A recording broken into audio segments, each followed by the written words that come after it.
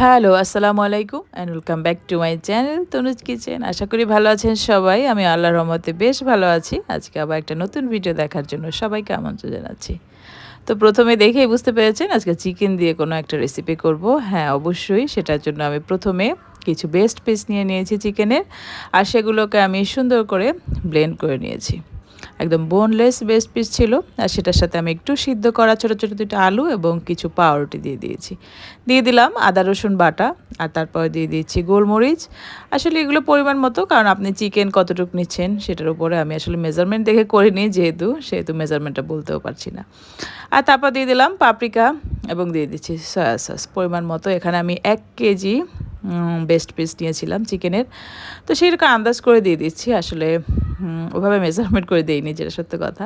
আর তারপর হচ্ছে আমি পেঁয়াজ কুচি দিয়ে দিয়েছি চিলি ফ্লেক্স এবং ধনেপাতা। তারপরে আমি একটু পুদিনা পাতাও দিয়ে দিয়েছি। আসলে পুদিনা পাতা দিলে এটার স্মেলটা এত সুন্দর আসে যে কোনো জিনিসের। আজকে আমি বানাচ্ছি চিকেন কাটলেট। এটা আমার ভীষণ প্রিয় একটা রেসিপি। আসলে আমার এটা একটা কি বলবো, এটার সাথে আমার অনেক স্মৃতি বিজড়িত একটা রেসিপি। এটার সাথে আমার অনেক কিছু জড়িয়ে আছে, যেটা একটা খাবারের সাথে মানুষের থাকে না, একটা ভালো লাগার খাবারের সাথে অনেক ধরনের ইমোশন থাকে, অনেক ধরনের স্টোরি থাকে। এই ধরনের একটা রেসিপি এটা আমার। তো আমি যখন ছোটোবেলায় এটা খেতাম, আমাদের বরিশাল শহরে যে রেসিপিটা পাওয়া যেত, সেটার রেসিপিটা আসলে এরকম না।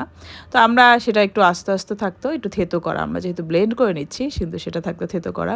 আসলে সেই রেসিপিটা এখন আর পাওয়া যায় না। তো যাই হোক, আমি কিন্তু একটু আস্তে আস্তে এই যে আলুগুলো দিয়ে দিয়েছি, এটা যাদের দাঁতের নিচে পড়লে ভালো লাগে, এবং পেঁয়াজ কুচি, ধনেপাতা কুচি, এগুলো যখন একটু আপনার মুখে পড়বে খেতে কিন্তু খুব ভালো লাগবে।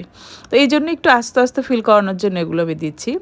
আর এই যে গোল করে সুন্দর করে একটা প্রথমে একটা গোল নিয়ে নিচ্ছি, তারপরে আমি আমার পছন্দ মতো শেপটা দিয়ে দিব। আসলে এটা একদম আপনার নিজের ইচ্ছা মতো পছন্দের শেপটা দিবেন। আমি একটু পাতা শেপের করে নিচ্ছি, আমার কাছে আসলে এই শেপটাই বেশি ভালো লাগে। তো ঘরে বানানো কাটলেট এত মজা লাগে, আসলে আমার সেই ছোটোবেলার ফিলটা পুরোপুরি না পেলেও কিছুটা আসলে পাই। ওইটা কিন্তু আমার একটা অন্যরকম ভালো লাগার খাবার ছিল। অনেক খেয়েছি ছোটোবেলায়, স্টুডেন্ট লাইফে।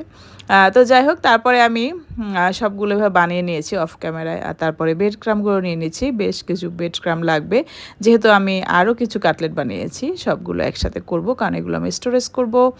কারণ একদিনে তো আসলে একটা বানিয়ে খেয়ে ফেললে হয় না। এই ধরনের রেসিপিগুলো করে একটু রেখে দিয়ে ডিপ ফ্রিজে রেখে মাঝে মাঝে বের করে খাওয়া, এটাই আমার জন্য সুবিধাজনক।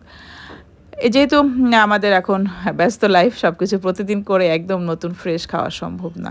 আর আমি এভাবে ব্রেড ক্রাম আর ডিম নিয়ে প্রথমে ডিমে চুবিয়ে তারপর ব্রেড ক্রাম একটু গড়িয়ে নিয়েছি, আর সবগুলো কাটলেট আমার এরকম হয়েছে। আমি একটু পাতা শেপ দেওয়ার চেষ্টা করেছি।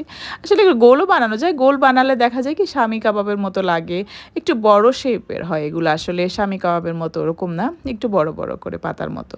আর এই যে আমি আরও 1 প্লেট বানিয়ে নিয়েছি। আসলে এগুলোতে আমার বাচ্চারা এত পছন্দ করে এই ধরনের খাবারগুলো, দেখা যায় এগুলো আমার স্ন্যাক্স হিসাবে খুব ভালো একটা অবস্থা হয়, বাচ্চারা খুব বেশি পছন্দ করে। এই যে এগুলো আমি একদিন পুরো ডিপ ফ্রিজে রেখে দিয়েছি, যদি শক্ত হয়ে যায় তারপর কিন্তু এগুলো আমি বক্সে করে স্টোরেজ করব। আর এর জন্য অবশ্যই আপনাকে মিনিমাম 2-3 ঘন্টা ডিপ ফ্রিজে আগে রেখে দিতে হবে।